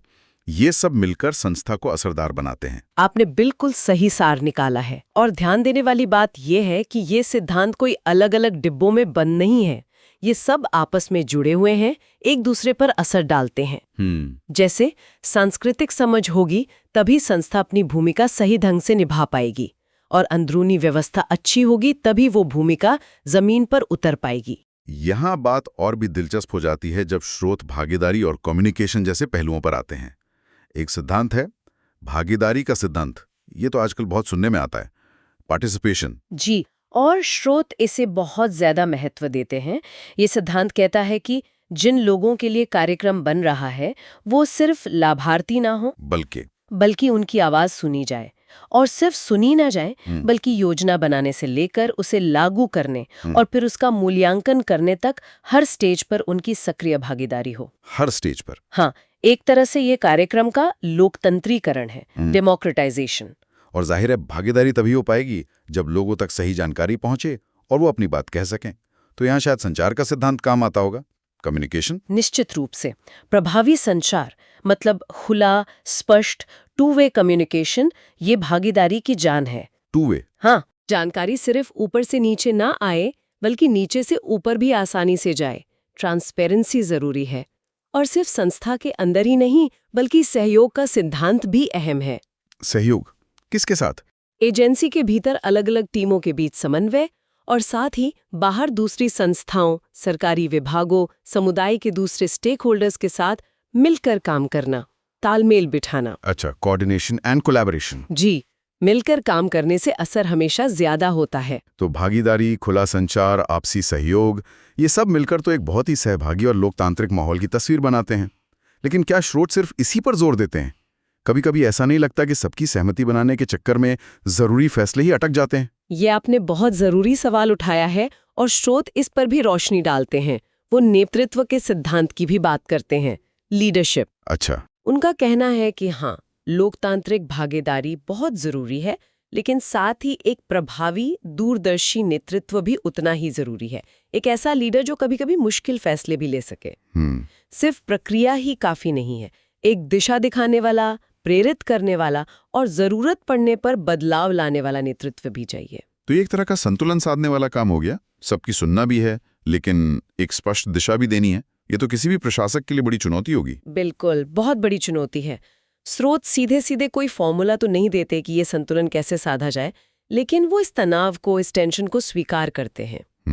वो इशारा करते हैं कि प्रभावी नेतृत्व शायद वही है जो भागीदारी को बढ़ावा तो दे, लेकिन साथ ही संस्था के जो मूल उद्देश्य और मूल्य हैं उन पर टिका रहे और जरूरत पड़ने पर निर्णायक कदम उठाने से न हिचके। ये संतुलन साधना ही शायद अनुभव और कौशल का काम है। जी बिल्कुल। अब कुछ सिद्धांत प्रक्रिया और सुधार से जुड़े हैं, जैसे योजना बनाने का सिद्धांत, प्लानिंग। ये तो खैर किसी भी काम के लिए जरूरी लगता है। हाँ, जरूरी तो है, लेकिन समाज कल्याण के संदर्भ में स्रोत इसे सिर्फ एक रूटीन काम नहीं मानते। वो कहते हैं कि योजना जो है वो सार्थक सेवा की बुनियाद है। सार्थक सेवा? हाँ, मतलब ऐसी सेवा जो वाकई असर डाले। तो योजना सोच समझकर आंकड़ों और जरूरतों के आधार पर बननी चाहिए। और यहाँ भी वो बात फिर आती है, इसमें सेवा का उपयोग करने वालों की भागीदारी होनी चाहिए। फिर से भागीदारी। जी। ये कोई टॉप डाउन चीज नहीं है कि ऊपर से प्लान बनकर आ गया है। ठीक है। और योजना बनाने के बाद उसे लागू करने की बात आती है। यहाँ शायद पेशावर दायित्व का सिद्धांत महत्वपूर्ण हो जाता है, प्रोफेशनल अकाउंटेबिलिटी। बिल्कुल, ये सिद्धांत प्रोफेशनलिज्म, अकाउंटेबिलिटी और रिस्पॉन्सिबिलिटी की बात करता है। यानी सेवा देने के हर स्तर पर नैतिक मानकों का पालन करना, अपने काम के प्रति जवाबदेह होना, जिम्मेदारी निभाना, ये समाज कार्य की आत्मा है, कह सकते हैं। मतलब काम सिर्फ कर देना काफी नहीं है। नहीं, सही तरीके से नैतिक जिम्मेदारी के साथ करना जरूरी है। और हमें कैसे पता चलेगा कि हम सही कर रहे हैं या नहीं, या कहाँ सुधार की गुंजाइश है? उसके लिए है मूल्यांकन का सिद्धांत, इवैल्यूएशन। मूल्यांकन। स्रोत निरंतर मूल्यांकन पर बहुत जोर देते हैं, और सिर्फ कार्यक्रम के नतीजों का नहीं। तो फिर किस चीज का? प्रक्रियाओं का, व्यवहारों का, मतलब हर चीज का। मूल्यांकन से ही पता चलता है कि क्या काम कर रहा है, क्या नहीं कर रहा, कहाँ सुधार की जरूरत है। ये एक सीखने और बेहतर होने की लगातार चलने वाली प्रक्रिया है। ठीक है। और ये सब सुधार, ये पूरी प्रक्रिया, ये योजना, ये मूल्यांकन, आखिर किस लिए? स्रोत यहाँ दो बहुत महत्वपूर्ण बड़े सिद्धांतों की बात करते हैं, परिवर्तन का सिद्धांत और विकास का सिद्धांत। हाँ, और ये शायद सबसे बड़े लक्ष्य हैं। देखिए, परिवर्तन का सिद्धांत कहता है कि समाज कल्याण का काम सिर्फ समस्याओं पर पैबंद लगाना या तात्कालिक राहत देना नहीं है। तो फिर क्या है? इसका असली मकसद है समाज में सकारात्मक बदलाव लाना, ऐसा बदलाव जो जड़ तक जाए, जो स्ट्रक्चरल हो। अच्छा, मतलब गहरी तब्दीली। जी। और विकास का सिद्धांत इस बात पर जोर देता है कि ये बदलाव और विकास समग्र होना चाहिए, होलिस्टिक। समग्र मतलब समाज के सभी वर्गों तक पहुंचना चाहिए, खासतौर पर वो लोग जो हाशिए पर हैं, जो पीछे छूट गए हैं। विकास सिर्फ कुछ चुनिंदा लोगों के लिए या थोड़े समय के लिए नहीं होना चाहिए, ये समावेशी होना चाहिए, इंक्लूसिव। तो अगर इन आखिरी कुछ सिद्धांतों को मैं जोड़कर देखूं, आप योजना बनाते हैं, लोगों के साथ मिलकर उसे पेशेवर जिम्मेदारी से लागू करते हैं, लगातार मूल्यांकन करते हैं ताकि सीख सकें, और ये सब आप इसलिए करते हैं ताकि समाज में सकारात्मक बदलाव आए और सबका, सच में सबका विकास हो। ये एक पूरी साइकिल लगती है। बिल्कुल सही समझा आपने। ये एक लगातार चलने वाली, सीखने और सुधारने वाली प्रक्रिया है, और इसका अंतिम लक्ष्य एक ज्यादा न्यायपूर्ण और समावेशी समाज का निर्माण है। अब जब हमने इन सिद्धांतों की एक मोटी मोटी रूपरेखा समझ ली है, तो उस व्यक्ति पर आते हैं जिसके कंधों पर इन्हें हकीकत बनाने की जिम्मेदारी होती है, यानी समाज कल्याण प्रशासक, एडमिनिस्ट्रेटर। हाँ, उसकी भूमिका बहुत अहम है। स्रोत बताते हैं कि उसकी भूमिका कई तरह की है। सबसे पहले तो, जैसा हमने पहले भी जिक्र किया, उसे अपनी संस्था के लक्ष्य और उद्देश्य एकदम साफ पता होने चाहिए, क्रिस्टल क्लियर। हाँ, ये तो बिल्कुल बुनियादी बात है। इसके बिना तो गाड़ी आगे ही बढ़ नहीं सकती। उसे ये भी पता होना चाहिए कि जो कार्यक्रम चलाए जा रहे हैं उनका सब्जेक्ट मैटर क्या है और उन्हें चलाने के लिए क्या तकनीकी ज्ञान और कौशल चाहिए। अच्छा, मतलब सिर्फ मैनेजमेंट नहीं, विषय की समझ भी जरूरी है। जी हाँ, वो सिर्फ एक मैनेजर नहीं है, उसे उस क्षेत्र की, उस मुद्दे की समझ होनी चाहिए जिस पर संस्था काम कर रही है। और लोगों से काम लेना भी आना चाहिए। स्रोत कहते हैं कि उसे कर्मचारियों, स्वयंसेवियों और यहाँ तक कि लाभार्थियों को भी जिम्मेदारी सौंपने यानी डेलीगेट करने में कुशल होना चाहिए। हाँ, ये बहुत जरूरी है। और ये सिर्फ काम बांटना नहीं है, जैसा आपने कहा, ये लोगों को सशक्त बनाना है, उनमें ओनरशिप की भावना लाना है। ये भागीदारी और प्रतिनिधित्व के सिद्धांतों से सीधा जुड़ता है। बिल्कुल। और संस्था को ठीक से चलाने के लिए उसे उचित नियम, व्यवहार और प्रक्रियाएं बनाने में भी माहिर होना चाहिए। नियम ऐसे हों जो सबके लिए बराबर हों, स्पष्ट हों ताकि कोई मनमानी न हो, व्यवस्था बनी रहे। ये सीधे संगठन के सिद्धांत और पेशावर दायित्व से जुड़ता है। सही लोगों का चुनाव भी बहुत अहम है ना? स्रोत कहते हैं कि प्रशासक को दक्ष और समर्पित कर्मचारियों की भर्ती में बहुत सतर्क रहना चाहिए। निश्चित तौर पर, क्योंकि टीम ही तो असल में काम करती है। सही टीम होगी तो माहौल भी अच्छा बनेगा और लक्ष्य तक पहुंचना भी आसान होगा। और एक और बात स्रोत कहते हैं, जो थोड़ी मनोवैज्ञानिक सी लगती है, कि प्रशासक को यह सुनिश्चित करना चाहिए कि संस्था से जुड़ा हर व्यक्ति अपने काम के महत्व को समझे। हाँ, ये बहुत जरूरी है। जब लोगों को लगता है कि उनका काम सिर्फ एक नौकरी नहीं है, बल्कि उसका कोई मतलब है, वो किसी बड़े लक्ष्य में योगदान दे रहा है, तो उनका मोटिवेशन, उनका मनोबल बहुत बढ़ जाता है। ये एजेंसी उद्देश्य को जमीन पर उतारने जैसा है। बिल्कुल। और अंत में, जैसा हमने मूल्यांकन के सिद्धांत में देखा था, प्रशासक की ये सीधी जिम्मेदारी है कि वो नियमित निगरानी और मूल्यांकन की एक व्यवस्था बनाए और उसे ठीक से चलाए, ताकि पता चलता रहे कि गाड़ी पटरी पर है या नहीं और कहाँ तेल पानी की जरूरत है। बिल्कुल। तो आप देख सकते हैं कि प्रशासक की ये सारी भूमिकाएं, ये सारे काम असल में उन सिद्धांतों को ही जमीन पर उतारने का तरीका है। हाँ, ये तो है।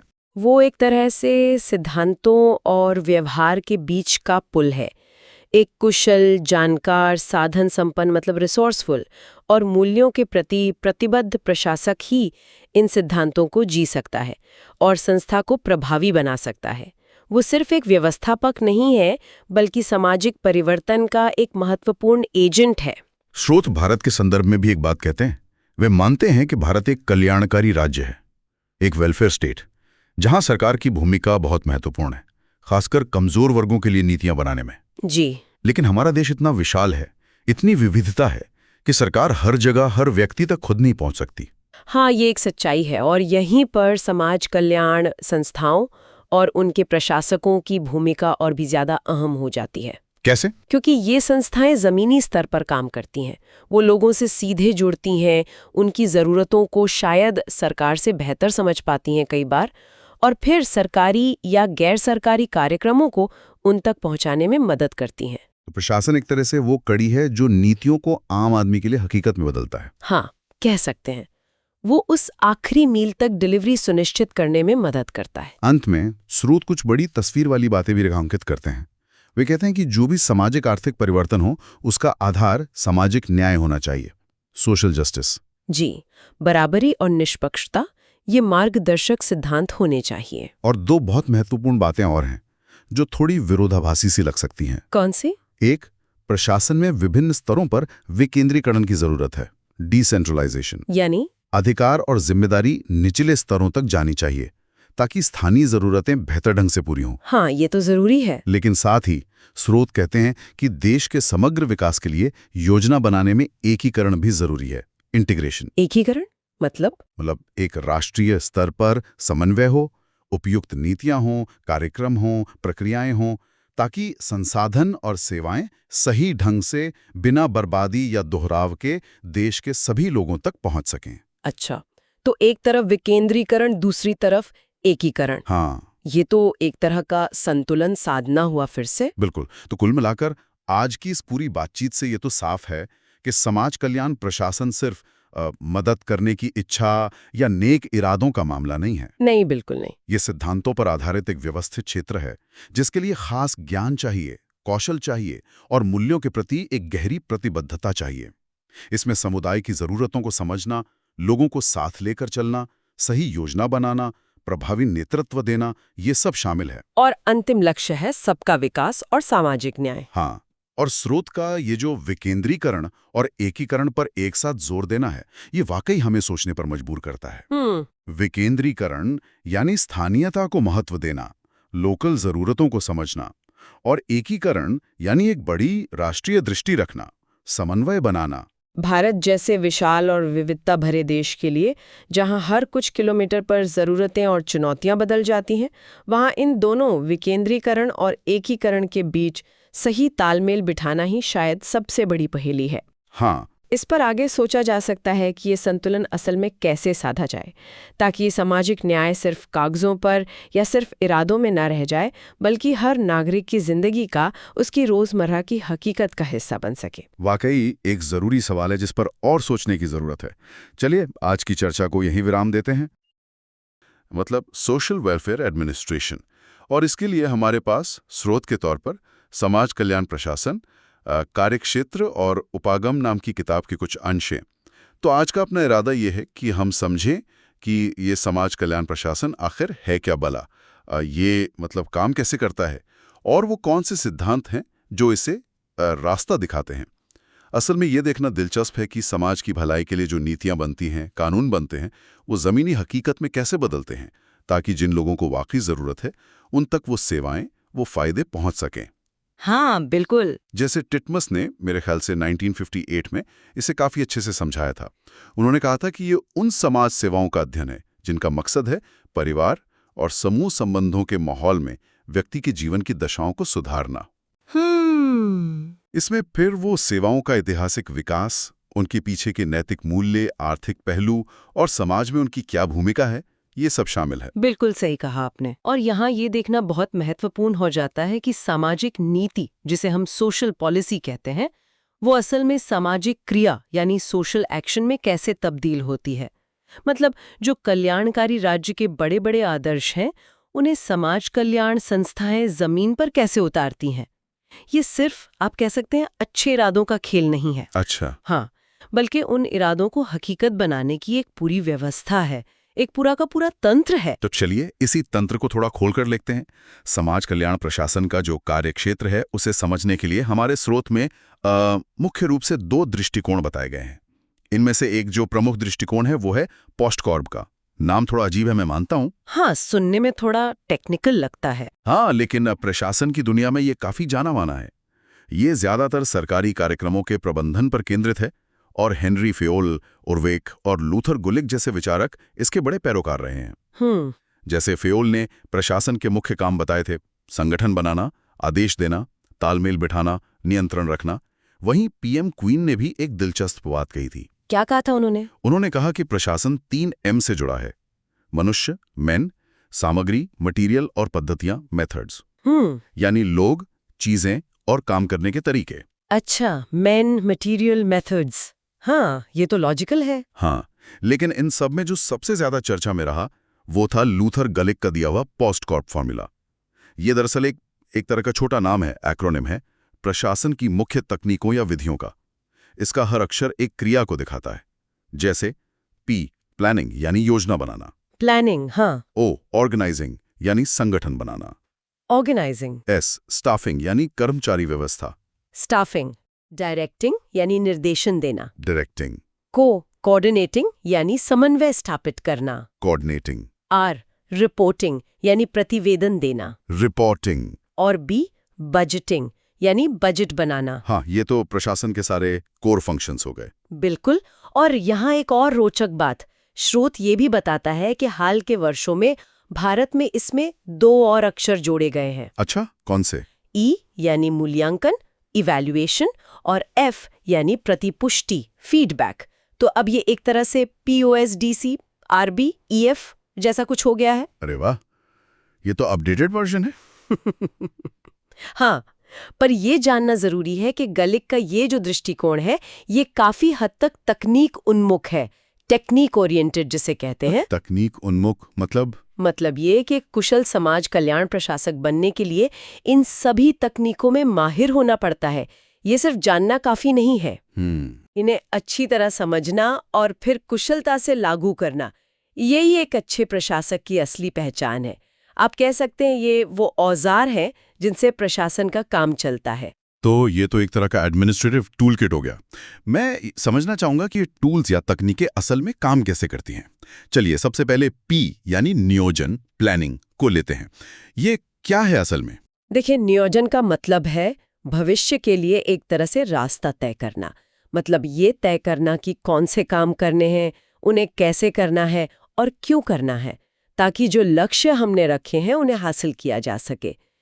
ट्रैकर ने अपनी किताब में बिल्कुल सही लिखा भी है। क्या लिखा है? उन्होंने लिखा है, अनियोजित प्रशासन अविचारित, तितर-बितर, अव्यवस्थित और भ्रामक होता है। मतलब बिना योजना के तो बस अंधेरे में तीर चलाना है। हाँ, बात तो सही है। मतलब योजना बनाने से काम में एक स्पष्टता आती है, एक दिशा मिलती है। बिल्कुल। नियोजन हमें दक्ष यानी एफिशिएंट, प्रभावी यानी इफेक्टिव और जवाबदेह यानी अकाउंटेबल बनने में मदद करता है। कोई भी कार्यक्रम शुरू करने से पहले ये सवाल पूछना बहुत जरूरी है, क्या करना है, कैसे करना है और क्यों करना है। इन पर गहराई से सोचना और जरूरी जानकारी इकट्ठा करना बेहद अहम है। और ये संस्था की नीति से भी जुड़ा होता है, जो उसके उद्देश्यों और कार्यक्रमों का आधार बनती है। खासकर अगर हम समाज कल्याण के क्षेत्र की बात करें, तो नियोजन करते समय हमें समाज की समस्याओं का स्वरूप क्या है, उनकी सीमा क्या है, इन सबको ध्यान में रखना होता है। हाँ, क्योंकि संसाधन तो हमेशा सीमित ही रहते हैं। एग्जैक्टली। संसाधन अक्सर सीमित होते हैं और समस्याएं अनेक होती हैं। इसलिए प्राथमिकताएं तय करनी पड़ती हैं कि भाई पहले क्या करना है, बाद में क्या। लक्ष्य हमेशा यही रहता है, कम से कम लागत पर ज्यादा से ज्यादा लोगों को फायदा पहुंचाना। Maximum benefit at minimum cost. तो इसकी कोई प्रक्रिया भी होती होगी? मतलब स्टेप बाय स्टेप कैसे करते हैं नियोजन? हाँ, बिल्कुल। इसकी एक पूरी प्रक्रिया होती है। जैसे पहले उद्देश्य तय करो, फिर समस्या को ठीक से पहचानो, फिर आंकड़े और तथ्य जुटाओ, उनका विश्लेषण करो, फिर काम करने का तरीका या पद्धति तैयार करो, लक्ष्य और प्राथमिकताएं निश्चित करो, संसाधन कहाँ से आएंगे ये देखो, अलग अलग विकल्पों पर विचार करो। अच्छा, ऑप्शंस भी देखने होते हैं। हाँ, और हर विकल्प के क्या परिणाम हो सकते हैं इसका अनुमान लगाओ, फिर एक ठोस योजना बनाओ, उसे लागू करो और सबसे जरूरी, बाद में उसका मूल्यांकन करके देखो कि क्या सही रहा, क्या गलत और कैसे सुधार किया जा सकता है। ये एक लगातार चलने वाला चक्र है। प्लानिंग, इम्प्लीमेंटेशन, इवैल्यूएशन और फिर रीप्लानिंग। बाप रे, इतने सारे चरण! सुनने में तो ये काफी व्यवस्थित लगता है। लेकिन क्या वास्तविक दुनिया में, खासकर जब समाज कल्याण की बात आती है, जहाँ स्थितियां बहुत तेजी से बदल सकती हैं, या मान लीजिए कोई आपदा आ जाए, तब भी हमेशा इस पूरी विस्तृत प्रक्रिया का पालन करना संभव हो पाता है? ये आपने बहुत ही प्रैक्टिकल सवाल पूछा है। देखिए, आदर्श स्थिति में तो इन सभी चरणों का पालन होना ही चाहिए। लेकिन हाँ, ये सच है कि जमीनी हकीकतें कई बार अलग होती हैं। आपात स्थितियों में या जहाँ हालात तेजी से बदल रहे हों, वहाँ शायद इतनी डिटेल में योजना बनाने का समय न मिले। तब प्रशासकों को तेजी से निर्णय लेने पड़ते हैं और योजना को ज्यादा लचीला रखना पड़ता है। फ्लेक्सिबिलिटी। हाँ, फिर भी नियोजन का जो मूल सिद्धांत है, यानी सोच समझकर कदम उठाना, लक्ष्य स्पष्ट रखना और संसाधनों का ध्यान रखना, वो हमेशा प्रासंगिक रहता है। भले ही प्रक्रिया थोड़ी छोटी करनी पड़े, पर बिना सोचे समझे काम करने से तो बेहतर ही है।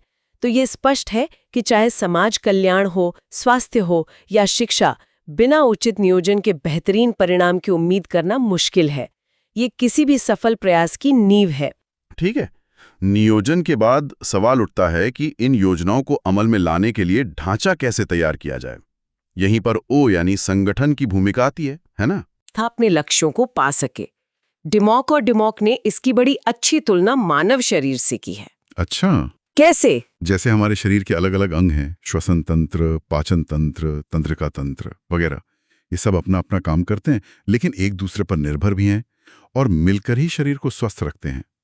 ठीक वैसे ही एक संगठन की अलग अलग इकाइयां काम करती हैं। वाह, ये तो बढ़िया उदाहरण है। यानी ढांचा ऐसा हो कि काम अटके नहीं बल्कि तेजी से और सही ढंग से हो पाए। हाँ, बिल्कुल। हर्बर्ट ने बताया था कि संगठन कर्मचारियों को कई तरह से प्रभावित करता है। जैसे ये काम का बंटवारा करता है तो हर किसी को पता होता है कि उसे क्या करना है। ये मानक व्यवहार और प्रक्रियाएं तय करता है ताकि काम एक तरीके से हो। ये ऊपर से नीचे यानी हायरार्कियल और समानांतर यानी पैरेलल अधिकार के प्रवाह को सुनिश्चित करता है, जिससे निर्णय लेने में आसानी होती है। ये एक संचार प्रणाली स्थापित करता है ताकि सूचना सही ढंग से ऊपर नीचे अगल बगल पहुंच सके, और ये प्रशिक्षण के जरिए सदस्यों का मार्गदर्शन भी करता है। तो संगठन सिर्फ एक ढांचा या स्ट्रक्चर नहीं है, इसमें वे लोग भी शामिल हैं जो निर्देश देते हैं, चीजों को संगठित करते हैं और लक्ष्यों को हासिल करने के लिए काम करते हैं। और इस संगठन को सही से चलाने के लिए क्या चीजें जरूरी हैं? देखिए, किसी भी संगठन को सुचारू रूप से चलाने के लिए कई चीजें बहुत जरूरी हैं, जैसे अधिकार और उत्तरदायित्व का स्पष्ट बंटवारा होना चाहिए। किसे क्या अधिकार है और किसकी क्या जिम्मेदारी है, ये बिल्कुल साफ होना चाहिए।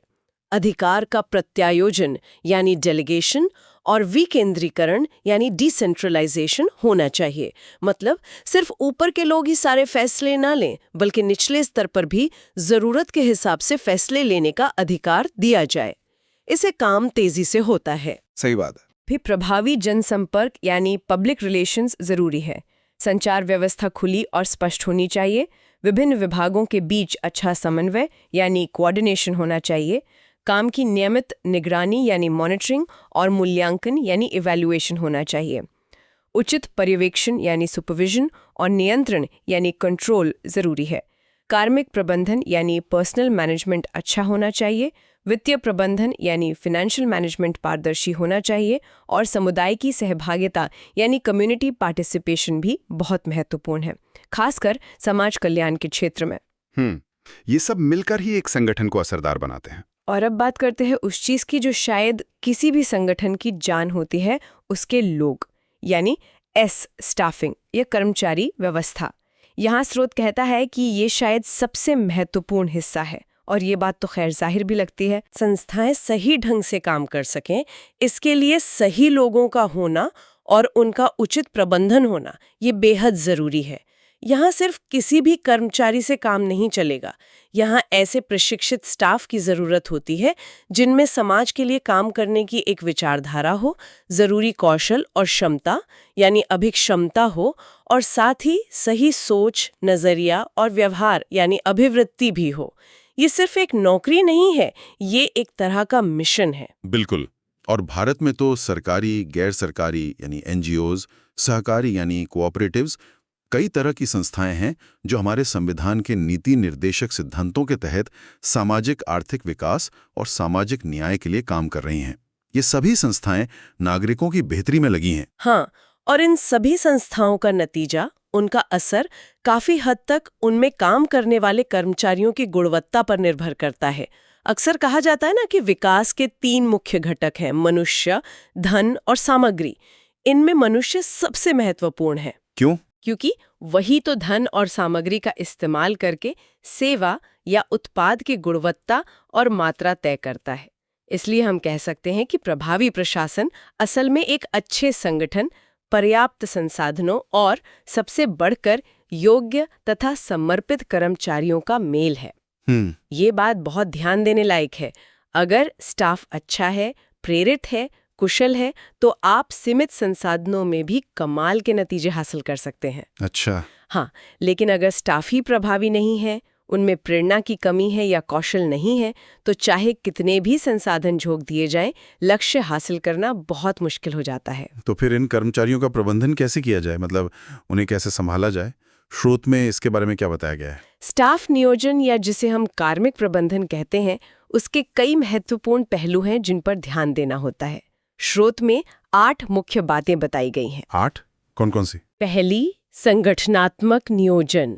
इसमें संस्था के लक्ष्य तय करना और उसके अनुसार संगठनात्मक संरचना बनाना शामिल है।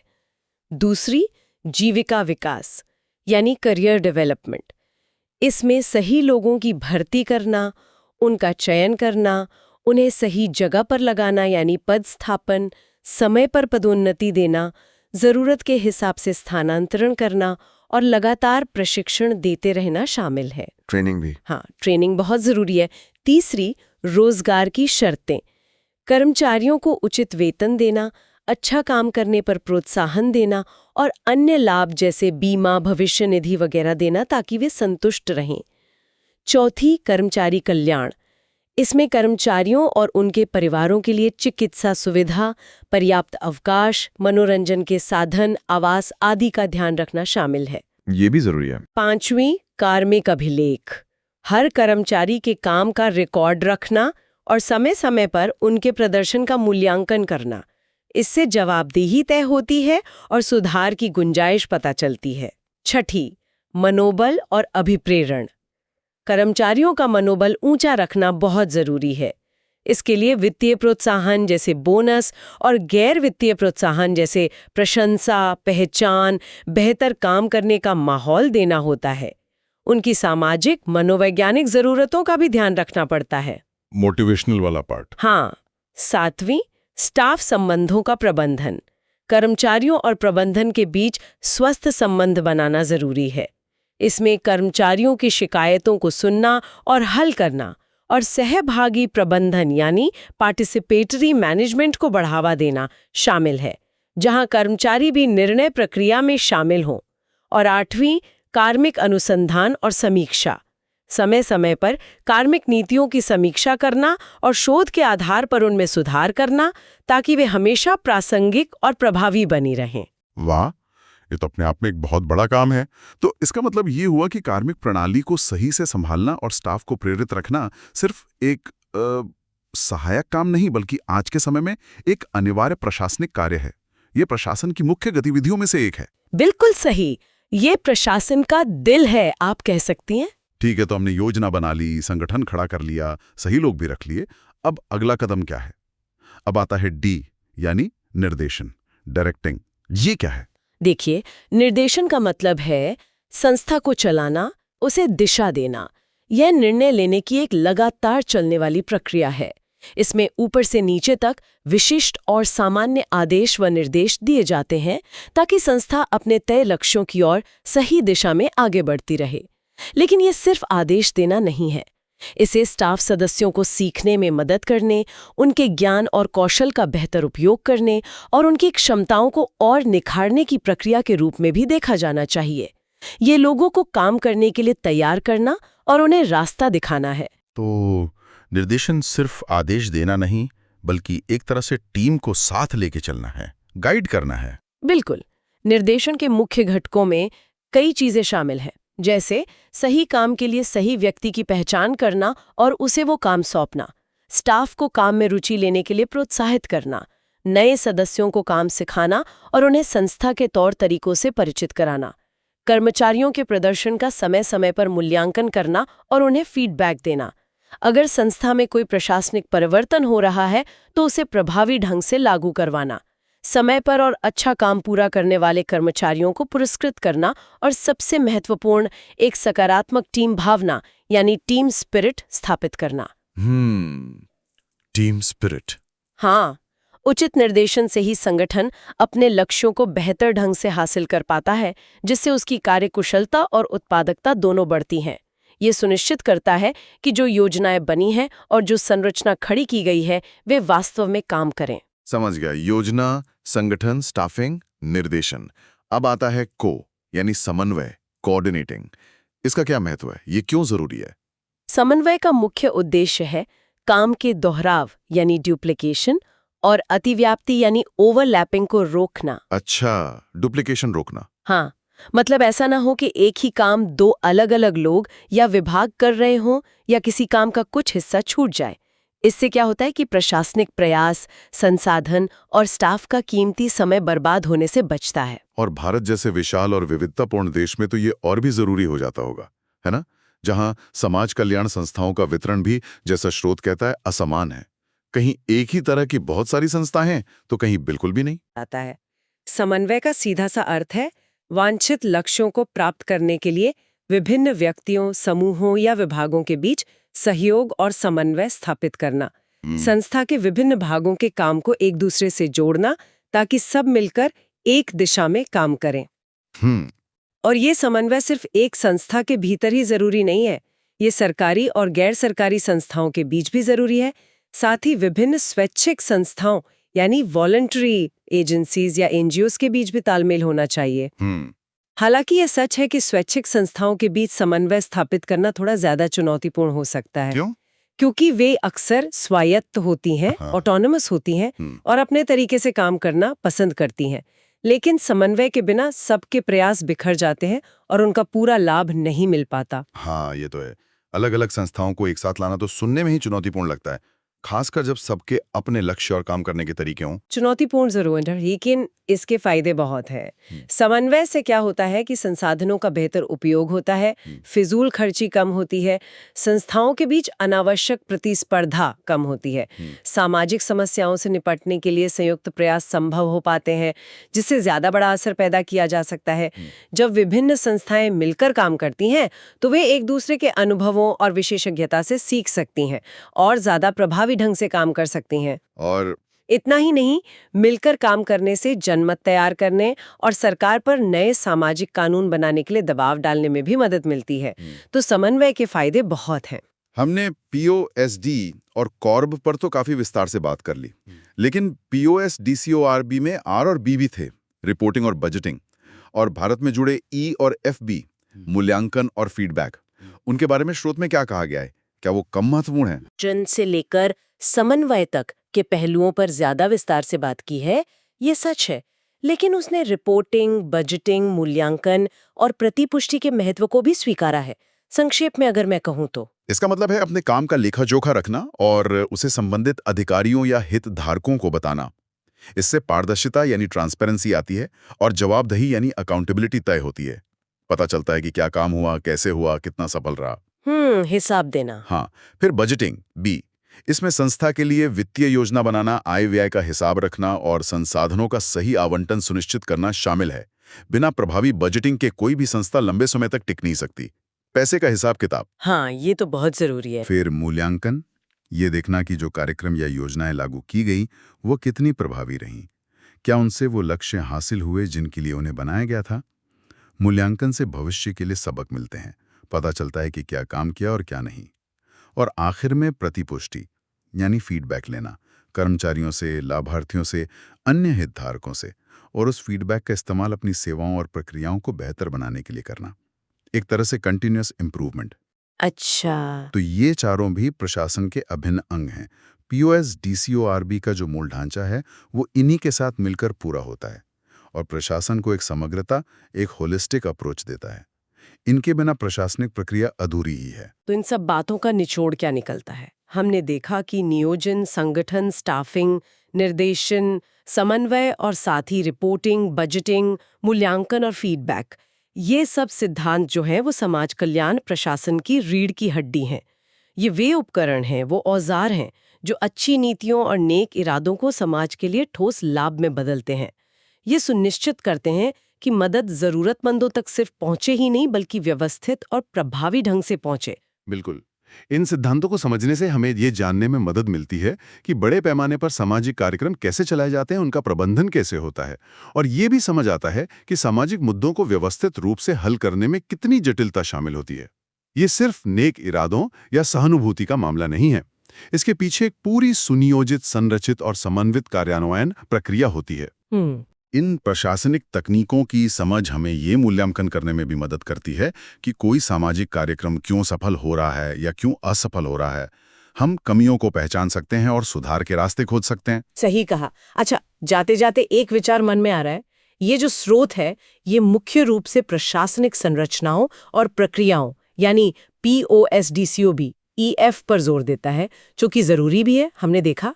लेकिन क्या जमीनी स्तर पर काम करने वाले जो कर्मचारी हैं, उनकी सहानुभूति, उनका समर्पण, स्थानीय संस्कृति और लोगों की जरूरतों की उनकी जो गहरी समझ है, वो मानवीय तत्व, क्या सामाजिक कल्याण पहलों की वास्तविक सफलता को इन औपचारिक प्रशासनिक ढांचों से भी ज्यादा प्रभावित नहीं करते?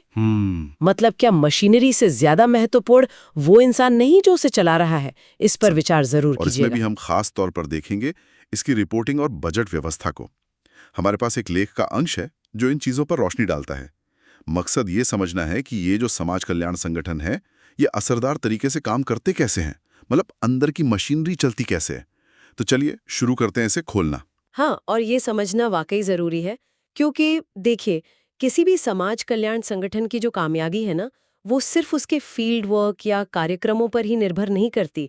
उसकी बुनियाद में जो प्रशासनिक ढांचा है, वो कितना मजबूत है, ये भी उतना ही, शायद उससे भी ज्यादा मायने रखता है। और रिपोर्टिंग और बजटिंग जिनकी हम आज बात कर रहे हैं, वो इसी ढांचे के दो सबसे अहम पिलर हैं, आप कह सकती हैं। इन्हीं से संगठन में पारदर्शिता आती है, जवाबदेही तय होती है और तब जाकर वो अपने लक्ष्यों तक पहुंच पाता है। अच्छा, तो फिर रिपोर्टिंग से ही शुरू करते हैं। लेख कहता है कि रिपोर्टिंग का सीधा मतलब है सही रिकॉर्ड रखना और जो भी संबंधित लोग हैं उन तक जानकारी पहुंचाना। जैसे कोई एग्जीक्यूटिव है तो वो अपने सीनियर्स को, जूनियर्स को बताता रहे कि काम कहाँ तक पहुंचा। ये तो सुनने में काफी सीधा लग रहा है। हाँ, सुनने में सीधा लगता है, पर इसमें गहराई ज्यादा है और लेख भी इसी तरफ इशारा कर रहा है। ये सिर्फ मतलब जानकारी देना भर नहीं है। समाज कल्याण प्रशासन की ये पूरी जिम्मेदारी है कि वो हर तरह के रिकॉर्ड्स को सहेज कर रखे, चाहे वो फाइलों में रखी जानकारी हो, अलग अलग कामों का ब्यौरा हो, कार्यक्रमों की प्रगति रिपोर्ट हो, या फिर मान लीजिए मीटिंग्स हुई तो उनमें क्या तय हुआ उसके मिनट्स हों। और यहाँ सबसे अहम बात यह है, जैसा कि लेख भी जोर देकर कहता है, कि ये रिकॉर्ड्स और रिपोर्ट उन संस्थाओं के लिए बिल्कुल लाइफलाइन जैसे हैं जो संगठन को पैसा देती हैं, मतलब फंड करती हैं। अच्छा, हाँ, ये तो जरूरी है। सोचिए ना, अगर ये रिपोर्टिंग ठीक ना हो तो कोई फंडिंग एजेंसी या कोई डोनर कैसे भरोसा करेगा कि संगठन सही दिशा में काम कर रहा है और पैसा सही जगह लग भी रहा है या नहीं। तो ये सिर्फ रिकॉर्ड नहीं है, ये विश्वास बनाने का, पारदर्शिता दिखाने का एक जरिया है। और प्रशासन पर ये बड़ी जिम्मेदारी है कि इन रिकॉर्ड्स को बहुत बहुत ध्यान से मेंटेन किया जाए। ये बात तो है। मतलब रिपोर्टिंग सिर्फ अंदरूनी काम नहीं है, बाहर का भरोसा जीतने के लिए भी उतनी जरूरी है। अच्छा, तो अगर रिपोर्टिंग कामों का हिसाब किताब है तो फिर पैसों के हिसाब किताब के लिए बजट व्यवस्था होगी, यानी बजटिंग। लेख इसे समाज कल्याण संस्था का वित्तीय प्रशासन कहता है। बिल्कुल। और वित्तीय प्रशासन का मतलब भी सिर्फ ये नहीं कि कितना खर्च हुआ उसका हिसाब रख लिया। ये एक पूरा चक्र है कि संस्था को चलाने और उसके विकास के लिए संसाधन, मतलब पैसा कहाँ से आएगा। जैसे समुदाय से दान मिल सकता है, मेंबरशिप फीस हो सकती है, सरकारी ग्रांट हो सकती है। फिर उन पैसों को नियमों के तहत कैसे रखा जाएगा और फिर उन्हें सही कार्यक्रमों और जरूरतों में कैसे बांटा जाएगा। बजट, जैसा कि लेख समझाता है, वो एक तय समय के लिए, मान लीजिए 1 साल के लिए, एक पूरा खाका होता है। पैसा कहाँ से आया और कहाँ-कहाँ किस-किस चीज पर खर्च हुआ या होगा। और ये समझना देखिए बहुत जरूरी है कि वित्तीय प्रशासन समाज कल्याण प्रशासन की सबसे नाजुक और महत्वपूर्ण जिम्मेदारियों में से एक है। वाकई। अगर इसमें जरा भी ढिलाई हुई या कोई गड़बड़ी हुई तो न सिर्फ संस्था के काम पर असर पड़ेगा, बल्कि उसकी साख पर, उसकी क्रेडिबिलिटी पर बहुत गहरा धक्का लग सकता है। लेख बजट के कई मकसद भी गिनाता है। यह जानना दिलचस्प होगा कि एक बजट सिर्फ तय व्यय का हिसाब न होकर और क्या-क्या करता है। जैसे एक मकसद बताया गया है कि संस्था की पैसे की जरूरतें क्या हैं, उन्हें समझना और उनका अनुमान लगाना, खासकर जब ग्रांट वगैरह के लिए अप्लाई करना हो। हाँ, बिल्कुल। और दूसरा, ये एक तरह से वादा भी होता है कि जो पैसा मिलेगा उसका इस्तेमाल कैसे होगा। ये डोनर्स और फंडिंग एजेंसीज को दिखाता है कि भाई संगठन के पास एक प्लान है। तीसरा, ये संगठन के अंदर काम करने वाले सभी लोगों के लिए एक गाइड की तरह काम करता है कि किस काम के लिए कितना पैसा तय है और उसे कैसे खर्च करना है। और चौथा मकसद पारदर्शिता से जुड़ा लगता है कि समुदाय को, लाभार्थियों को और दानदाताओं को पता चले कि पैसा कहाँ से आ रहा है और कहाँ जा रहा है। पांचवा, बजट संस्था के जो लक्ष्य हैं और उन्हें पाने की जो योजना है उसकी समीक्षा का भी एक जरिया बन जाता है। मतलब क्या हमारे खर्चे हमारी प्रायोरिटीज से मेल खाते हैं। सही कहा। और आखिर में छठा मकसद है लगातार सुधार। एक अच्छी बजट प्रक्रिया सिर्फ बजट बनाने पर खत्म नहीं होती। ये सिखाती है कि अगली बार और बेहतर बजट कैसे बनाए जाए, उसकी समीक्षा कैसे हो और उस पर आधारित फैसले कैसे लिए जाएं। अगर इन सभी मकसदों को हम एक साथ देखें तो बजट सिर्फ पैसों का कंट्रोल नहीं है, ये संगठन की जवाबदेही, उसकी दूरदर्शिता, उसकी रणनीति और उसकी प्रभावशीलता का आईना है। एक तरह से ये दिखाता है कि संगठन अपने लक्ष्यों को लेकर कितना गंभीर है और अपने सीमित संसाधनों का बेहतरीन इस्तेमाल करने के लिए कितना तैयार है।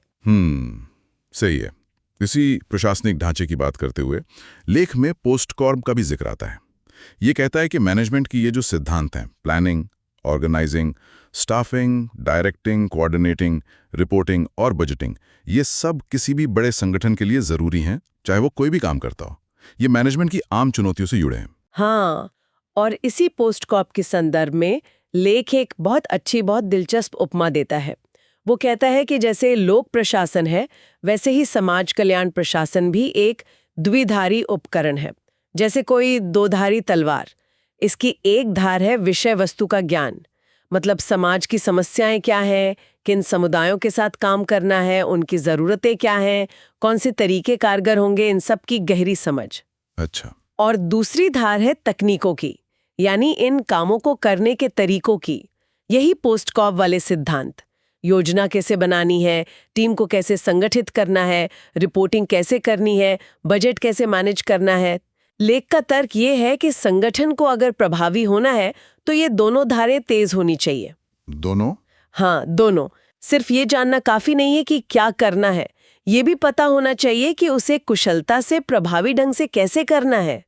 यानी समाज कल्याण प्रशासन में विषय वस्तु के ज्ञान और प्रबंधन की तकनीकों दोनों का संगम होना जरूरी है। ये द्विधारी उपकरण वाली बात सोचने पर मजबूर करती है। क्या लेख इस पर कुछ कहता है कि असलियत में इन दोनों धारों मतलब ज्ञान और तकनीक में संतुलन बनाना कितना मुश्किल होता है, या अक्सर कौन सी धार कमजोर रह जाती है? देखिए, लेख सीधे तौर पर तो ये नहीं बताता कि कौन सी धार ज्यादातर कमजोर होती है, लेकिन वो ये जरूर इशारा करता है कि दोनों का होना अनिवार्य है। इससे हम अंदाजा लगा सकते हैं कि भाई व्यवहार में संतुलन बनाना एक चुनौती जरूर होगी। कई बार हो सकता है कि किसी संगठन के पास विषय का ज्ञान तो बहुत हो, जमीनी हकीकत की समझ हो, लेकिन उसे व्यवस्थित तरीके से लागू करने की जो प्रशासनिक क्षमता है यानी तकनीक वाली धार, वो कमजोर हो। हाँ, ये हो सकता है। या इसका उल्टा भी हो सकता है कि प्रबंधन बहुत कुशल हो लेकिन सामाजिक मुद्दों की गहरी समझ शायद उतनी ना हो। ये द्विधारी उपकरण की उपमा हमें इसी संतुलन के महत्व को याद दिलाती है। सही है। अब प्रशासन के एक और अहम पहलू पर आते हैं, मूल्यांकन यानी इवैल्यूएशन। लेख बताता है कि मूल्यांकन अलग अलग समय पर हो सकता है, हफ्ते में, महीने में, छमाही या सालाना, और इसे करने वाले भी अलग लोग हो सकते हैं। संगठन के अपने लोग हो सकते हैं, पैसा देने वाली संस्थाएं कर सकती हैं, या फिर कोई बाहरी विशेषज्ञ समूह भी कर सकता है। हाँ, और मूल्यांकन का मकसद क्या है? लेख साफ करता है कि इसका उद्देश्य ये देखना है कि जो कार्यक्रम और परियोजनाएं चल रही हैं वो सही दिशा में जा रही हैं या नहीं। यानी क्या वो उन नतीजों की तरफ बढ़ रही हैं जिनकी उम्मीद की गई थी। ये उन रुकावटों या कमजोरियों को पहचानने में मदद करता है जिन पर ज्यादा ध्यान देने की जरूरत है। नियमित मूल्यांकन, जिसे पीरियोडिक इवैल्यूएशन कहते हैं, ये सुनिश्चित करने में मदद करता है कि काम समय पर और सफलतापूर्वक पूरा हो। ये संगठन को खुद से ये सवाल पूछने पर मजबूर करता है, क्या हम सही रास्ते पर हैं? अगर नहीं तो क्यों? और हम बेहतर कैसे कर सकते हैं? ये एक तरह का रियलिटी चेक है, आप कह सकते हैं। लेख में इसका एक व्यावहारिक उदाहरण भी दिया है कि कैसे समाज कार्य के छात्रों को रिपोर्ट लिखने का अभ्यास कराया जाता है, और ये अभ्यास संस्था के मूल्यांकन के काम में एक सीखने की गतिविधि के तौर पर मदद कर सकता है। हाँ, ये दिखाता है कि मूल्यांकन सिर्फ ऊपर से होने वाला कोई ऑडिट नहीं है, ये संगठन के अंदर सीखने और सुधारने की प्रक्रिया का भी हिस्सा बन सकता है, और इसमें संगठन के सभी स्तर के लोग शामिल हो सकते हैं, जो बहुत अच्छी बात है। और मूल्यांकन से ही जुड़ी एक और जरूरी चीज है आवधिक प्रतिपुष्टि, मतलब पीरियोडिक फीडबैक, यानी समय समय पर मिलने वाली प्रतिक्रिया। लेख इस पर भी जोर देता है। बिल्कुल, मूल्यांकन और प्रतिपुष्टि एक ही सिक्के के दो पहलू जैसे हैं। मूल्यांकन से जो जानकारी मिलती है, जो नतीजे सामने आते हैं, उन पर विचार करना, उनसे सीखना और उसके आधार पर आगे के कदम तय करना, यही तो प्रतिपुष्टि की प्रक्रिया है। अगर मूल्यांकन बताता है कि कहीं कुछ गड़बड़ है या उतना असर नहीं हो रहा जितना सोचा था, तो प्रतिपुष्टि संगठन को सही कदम उठाने में मदद करती है। ये सिर्फ कमियां निकालना नहीं है, ये असल में संगठन को मजबूत बनाने का एक तरीका है। मिसाल के तौर पर, जैसा लेख इशारा करता है, अगर फीडबैक से पता चले कि किसी कार्यक्रम पर पैसा तो खर्च हो रहा है लेकिन उम्मीद के मुताबिक नतीजे नहीं मिल रहे, तो शायद उस पैसे को वहां से हटाकर किसी ज्यादा असरदार काम में लगाया जा सकता है। इसे कहते हैं धन का पुनर्विनियोग। अच्छा, मतलब रीएलोकेशन। हाँ, रीएलोकेशन। आखिरकार ये फीडबैक का चक्र ही है जो किसी कार्यक्रम या संस्था को लंबे समय तक प्रासंगिक और प्रभावी बनाए रखने में मदद करता है। ये एक लगातार चलने वाला सुधार का चक्र है। योजना बनाओ, काम करो, मूल्यांकन करो, फीडबैक लो, सुधारो, फिर से योजना बनाओ। ये चलता रहता है। अब लेख एक ऐसे बदलाव की ओर इशारा करता है जो पिछले कुछ सालों में देखने को मिला है।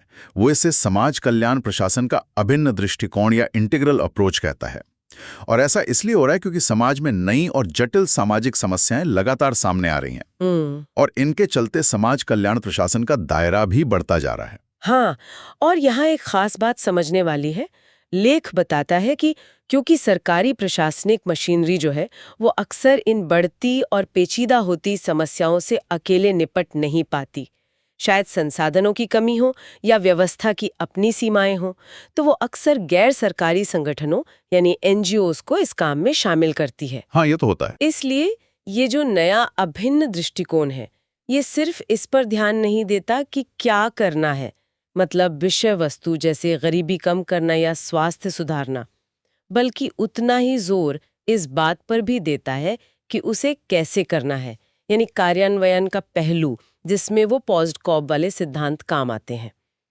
पहले शायद जोर तकनीक पर ज्यादा था, पोस्ट कॉप पर, लेकिन अब विषय वस्तु की गहरी समझ और उसे लागू करने के व्यावहारिक तरीकों का एकीकरण, उनका मेल ज्यादा महत्वपूर्ण हो गया है। ये सिर्फ मैनेजमेंट नहीं है, बल्कि ज्ञान और क्रियान्वयन का मेल है। एक तरह से कहें तो हेड और हैंड दोनों का साथ आना। तो इसका सीधा मतलब ये हुआ कि समाज कल्याण प्रशासन का काम अब पहले से कहीं ज्यादा फैला हुआ और विविध हो गया है। जैसे जैसे समाज की समस्याएं बदल रही हैं और जटिल हो रही हैं, उनके समाधान के लिए नई सोच और नई रणनीतियों की जरूरत पड़ रही है। निश्चित रूप से। और इसके लिए जरूरी है कि बदलते माहौल में जो भी संसाधन हमारे पास उपलब्ध है, चाहे वो इंसानी संसाधन हो जैसे कर्मचारी, वॉलंटियर्स, या संस्थागत संसाधन हो जैसे दूसरे संगठन, सरकारी विभाग, या फिर तकनीकी संसाधन हो, नई टेक्नोलॉजी, डेटा वगैरह, उनका सबसे बेहतर, सबसे कुशल तरीके से इस्तेमाल किया जाए। ऑप्टिमम यूटिलाइजेशन जिसे कहते हैं। समाज कल्याण प्रशासन अब सिर्फ कुछ तयशुदा काम करने तक सीमित नहीं रहा है। जैसा लेख इंगित करता है, ये उन सभी चीजों को अपने दायरे में लेता है जो किसी सामाजिक समस्या के सफल समाधान के लिए जरूरी हैं। समस्या को पहचानने से लेकर योजना बनाने, संसाधन जुटाने, उसे लागू करने, निगरानी करने और फिर मूल्यांकन और फीडबैक के जरिए सुधार करने तक, ये सब कुछ, ये एक समग्र, एक अभिन्न नजरिया है जो समस्या के हर पहलू को और समाधान की पूरी प्रक्रिया को एक साथ देखता है। तो इस पूरी चर्चा का अगर सार निकालें तो क्या निकलता है?